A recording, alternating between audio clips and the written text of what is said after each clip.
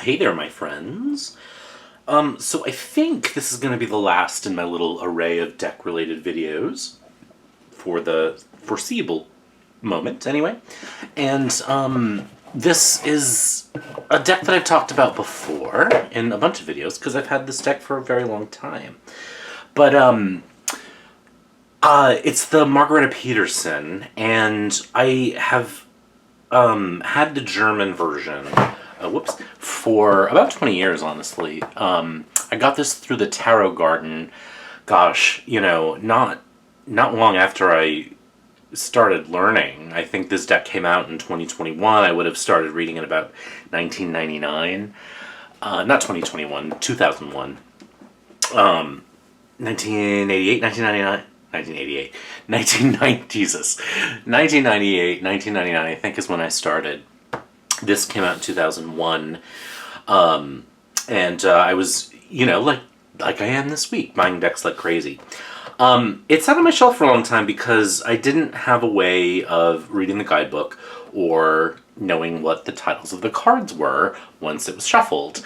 But over time, technology changed, and I was able to use Google Translate to translate the titles, and it's a beautiful deck. I have used it a lot. It's not one I use regularly. Like, I tend to sort of pull it out for a while, use it a lot, and it may sort of retreat for a little bit and then come back. It also fits into a category of what I call sort of non-representational decks, where the art is illustrated, but it's not it's not, well, representational, i.e. it's not a traditional, it's abstracted art in a way. Examples of this, and I really tend to like decks like that. So I've talked about this before. This is the Shimmering Veil by Scylla Conway. Just sort of beautiful abstracted art. And then one of my go-to decks for readings is the Japaridza, which is a little more representational, but very abstracted, and some of the cards really are not representational at all. Some of them are. But I really like decks where the the artwork isn't super literal. You know what I mean? It's abstracted. It is. I'm not an art person, as you can tell. It's expressionistic, I guess is the word that I'm reaching for there, and this deck is that. Also, sort of in the years since I got this deck, I've learned a little bit more about it. The creator started working with tarot and painting the deck in 1979. That is the year I was born, and so, you know what I mean, here we are with this deck. So, again, I have talked about this before. It's a beautiful production quality. This is the original German version. It does have this great guidebook, which has been impossible for me to read. One of the best backs of any deck I've ever had. I love this backing. Really thick, sort of large cards, but have always been really easy. It's always been really easy to shuffle, to side shuffle, which is nice because they're really large, but they side shuffle really nicely. I did at some point edge these with a gold marker, and then over time I wrote the English titles so that I could remember what they are. And I've been happy with that because it's a beautiful deck. I mean, the art really is stunning, and I'm going to do a walkthrough of the English version in a minute so that you can see all of it if you haven't seen one of my other videos on it before. So, I knew that there were English versions of this deck, and I never really bothered with them. One, because there were two that I knew of, and they were very different. So one was actually produced by the same producer of the German version, which is a German version, Koningfurt, I believe, and I've never seen that one for sale. I know that lots of people on YouTube have gotten their hands on it. I don't know that it was available in the United States. I'm not sure, but I've never seen it. If you were to go on Amazon, you could find the English version, but you didn't really know what you were getting. There was another English version which was produced by A.G. Mueller, as far as I remember, and it had both the English versions had gray or sort of grayish off-white borders, so not this sort of aubergine is what the deck calls it, this sort of eggplant color. They were white or off-white, and the backs had a border. So, what would have been this beautiful borderless back had a white border around it. Now, there's nothing particularly wrong with that. It just was not preferable for a lot of folks for a lot of reasons. We are picky as tarot readers, and why shouldn't we be? And because of that, I never pursued it, and also, I had over time put the titles on the German version, so I didn't need it. But I was just sort of browsing the internet, as I do, and, I used this for a reading the other day, and I thought, oh, gee, I do like this version. It's hard for me to, in certain lighting conditions, read the handwriting, because I wrote in black on this eggplant color, so don't always see it right away, and I do like to know what I'm looking at immediately, and I just thought, well, I wonder, what's the story with the English version, if I could find the one with the borderless back. And I went on Amazon, and, all the reviews were sort of like, this is not the deck I was looking for, it's blah, blah, blah, blah, blah. And then I remember that US Games is the distributor, is the word I'm looking for the English version. And so I went onto their website and found this, which I had never seen before, and have come to learn that this is a 20th anniversary edition. So it was published last year in 2021, and it is an English version, also produced by A.G. Mueller. So it is the same producer as the English version that had the borders on the back, but this does not have the borders on the back, and it's the same color, more or less, as the German version. So I still have no idea how you get the English version of the Koningsfurt published version, but available now through US Games, as far as I can tell. And I did see this on Amazon listed as the UK version. I don't know why. But this I got through US Games. It came relatively quickly, and it's not a cheap deck, I would say, by mass market standards, but it's whatever. I spend money on it, and it's a beautiful deck. So what I'm going to do is I'm going to show you this version, which is really identical to the German version, with some differences in terms of cardstock, etc. And I'll walk through the deck because it's beautiful. And if you haven't seen it before, I think it's really breathtaking. It is really a readable deck. If you're not sort of sure that you can read with this kind of deck, I think, if you have some kind of tarot structure working for you, you can. So it is, if you look, you can sort of see right out of the gate that the box is much thinner, and actually I'll show you the deck itself is thinner. So this box and this cardstock in the German version are much more substantial than this version. I've always liked this cardstock because it's actually relatively easy to work with. I haven't shuffled this yet, but we will, and we'll see. I imagine that because it's thinner, it'll actually be a little easier to shuffle.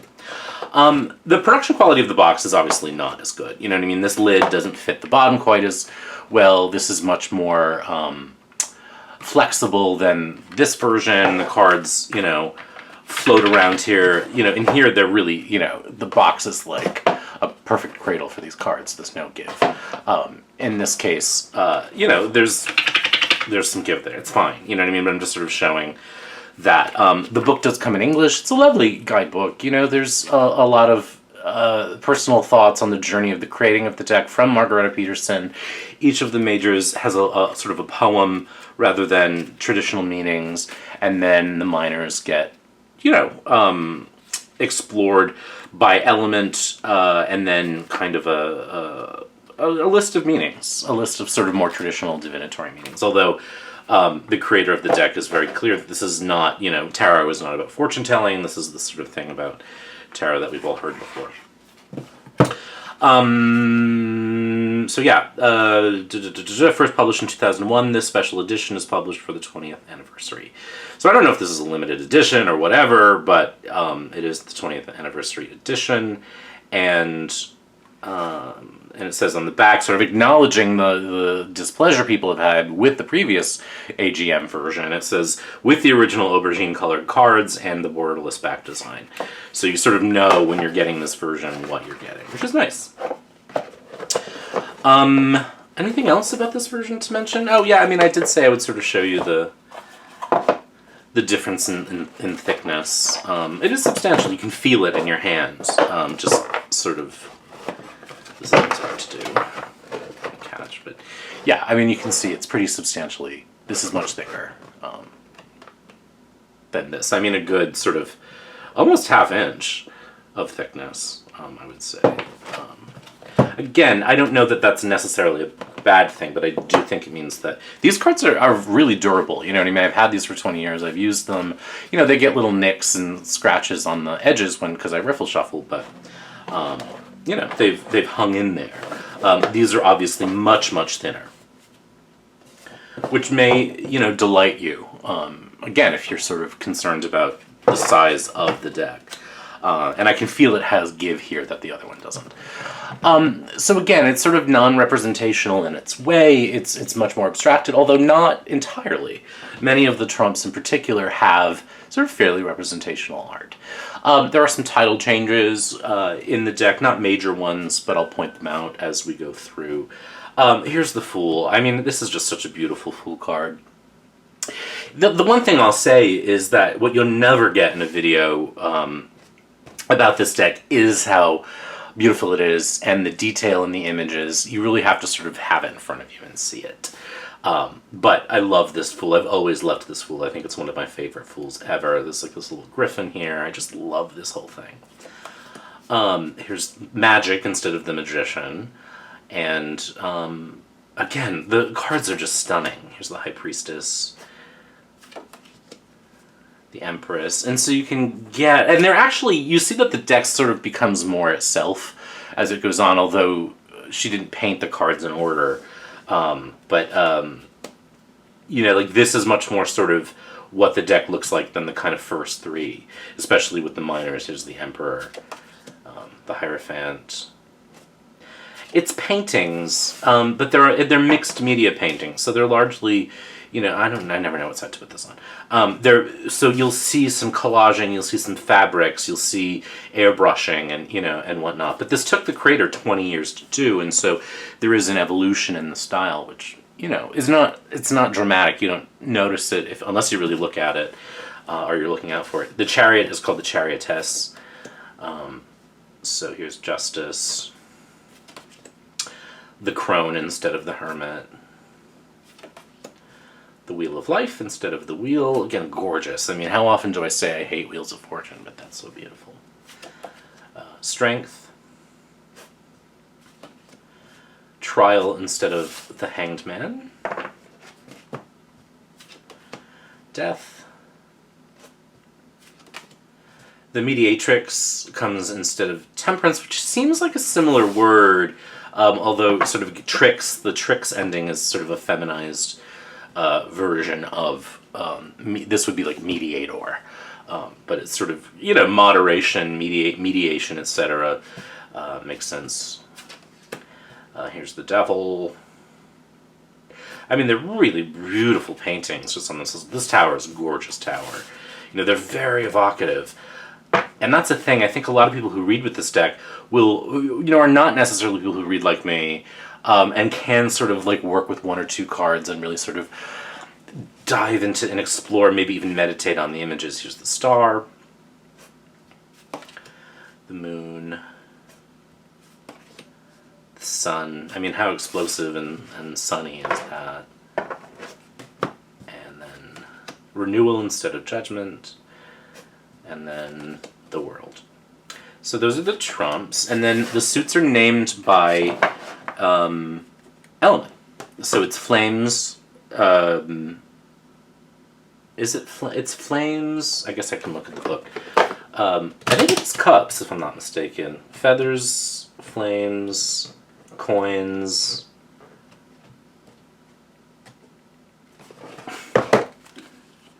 And cups. So really the changes are the flames and the swords and cups are flames and feathers. And so here we see that they're not, this is not a Rider-Waite-Smith, it's not a Thoth. It's very difficult to sort of see what you're looking at on video unless you have this sort of maxed out. There is representations of images in here. They're very evocative. Again, abstracted, impressionistic, and so, you know, you can see hints of Waite-Smith in some of the cards. For example, this one. I don't know if you can see this sort of orange line work, but there's sort of these feuding, sort of fighting figures there. But they're much more, you know, subtle or, again, impressionistic.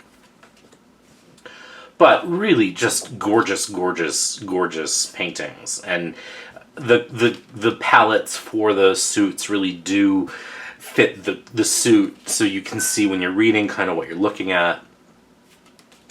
And then we get into the courts are mother, father, son, and daughter. I don't remember in the guidebook whether she contrasts or draws a line between, you know, whether mother is king or queen. I think, you know, traditionally in tarot, pages would be daughters, knights would be sons, mothers would be queens, and kings would be fathers. But I think in the guidebook, queens actually, or rather mothers, come last in the way the king usually would. Which is nice as a reader, because again, you can sort of choose to order them however you want to, or make the connections however you want to. But they're really just gorgeous. Again, non-representational. This is one thing I miss in sometimes non-representational decks, is that I do use a lot of directionality in where people are looking. And that's something you don't get in a deck like this. But, you know, again, it's why I don't use it for every reading, but the readings I do use it, and I don't necessarily miss that quality, you know? So it's really just a work of art, as you can see, and I've never, you know, whenever I've read with it, I've never felt like, oh gee, I'm missing out on something I need. It just feels like the right deck for the right job at that moment. And again, it's just so beautiful. It's so easy to sort of, you know, how could you feel like you're missing out on anything with something so beautiful?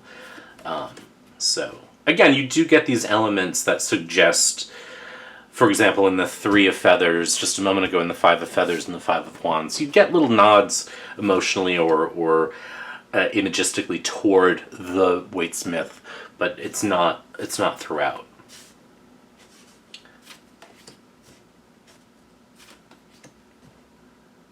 And they're really, I mean, you could just sit and look at them for ages. There's the Mother of Feathers, Father of Feathers, Daughter, and the Son. And then now we go to coins.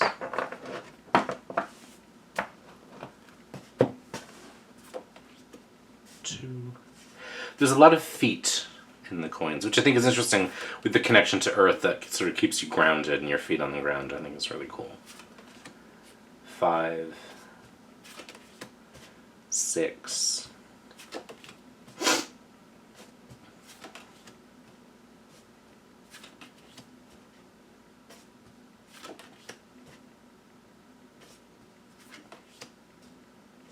and then the quartz.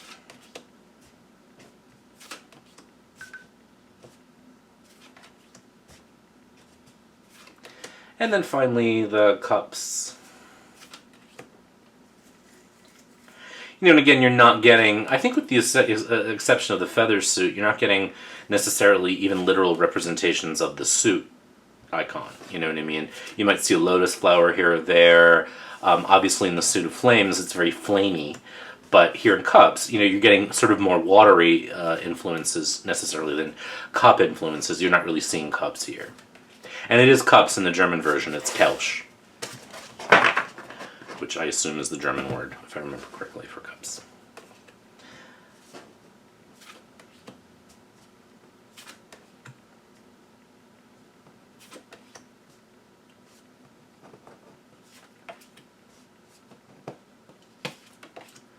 There you go. So that's the walkthrough. Let me shuffle it, because again, I've been sort of waiting to shuffle this version all day since it came. Get this out of the way. So I have to side shuffle because there's no way I could get my hands around this. But it side shuffles really nice. It is thin cardstock. There's no way around that, but it's not bad, you know what I mean? It doesn't feel like paper, it just feels like thin cardstock. You know what I mean? But again, like for folks with smaller hands or who have dexterity issues, I think this is actually going to be easier to shuffle than that original version because it is so much thinner, it's more pliable, and it's just a little more buttery. Although again, that other version I used to think would never riffle shuffle, and the first time I tried it I was pleasantly surprised by how well it does riffle shuffle. I don't know if I'll ever edge this one because I haven't really been doing that lately. I kind of hate when I get shit on my hands when I'm shuffling. That's a pet peeve of mine, and I've done that to a few decks in the last few years, and it's like, I don't know if it's humidity or whatever, but like I edge a deck and then forever after I just get like residue of the marker on my hands. So, although I do love the gold that I did on that original German version.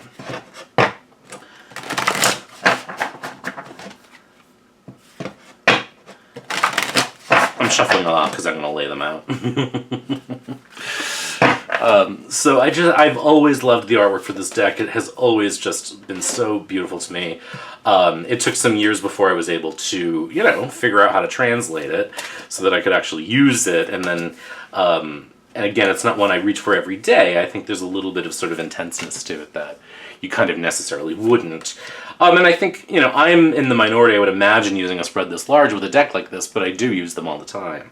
And even without, directionality and whatnot, you still can sort of feel a flow in the cards. You know what I mean? Like the sweep of this card seems to sort of pull you this way. These cards both have sort of a downward flow, which may sort of like suck the energy from above. You know what I mean? This card definitely sort of casts toward the left, and so even without like traditional directionality, there's sort of like expressionistic directionality that you can definitely work with. And in working with the system and the tarot tools that I have over the years, it's not difficult for me to look at the spread. I can see, again, the titles of what I'm looking at. I can sort of see, that I've got what, these are the things I always do when I start a reading. I'm like, okay, well, how many of each suit do I have? I've got 1 cup, I've got 2 feathers, I've got 2 coins, I've got 1 flame, and I've got 3 trumps, so there's not really a dominant element. No element is left out here. Certainly coins carry the most weight. Trumps carry the most weight, followed by coins and cups. Coins and feathers. So I can see what I'm looking at, and the titles are nice and clear. So it's not an imposition, and you can sort of feel a flow. Even sort of the way that like the blockiness of this Father of Feathers, the blockiness of the border around this Mother of Coins, can sort of tell me this like compressed, contained quality that the crone certainly does not have. So you can sort of work with paintings like this, and your meanings, your traditional interpretations. So it's not blocking, I don't think. I think it's really excellent to, again, sort of free yourself. And if you work with numbers and elements, then that just makes it easier for you to read different decks, which is why I always suggest, like, even if you are a fan of Waite Smith, adding your numerology and your elements into the equation can go a long way. So I guess I'll just use that to plug my book again, Your Tarot Toolkit, which uses the Waite Smith, but also helps you find non-Waite Smith tools to use so you can read decks like this.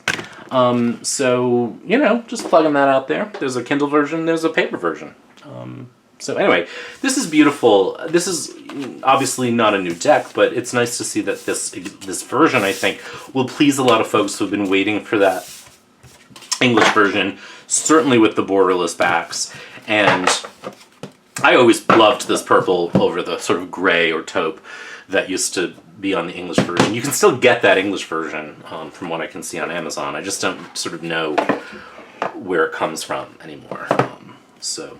But I just have, it's just sort of another reason to sort of pull this deck out and work with it, especially if you don't want to write on cards, which I did not hesitate to do so that I could use it. So anyway, there's this 20th anniversary by AGM, distributed by US Games.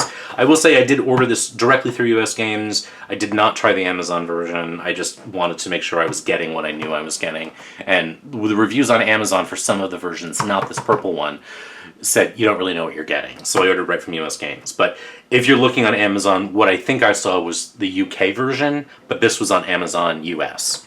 So anyway, beautiful. It's just such a work of art. So there you go. Hope you enjoyed this. Take care. Be good. And I hope to talk to you soon.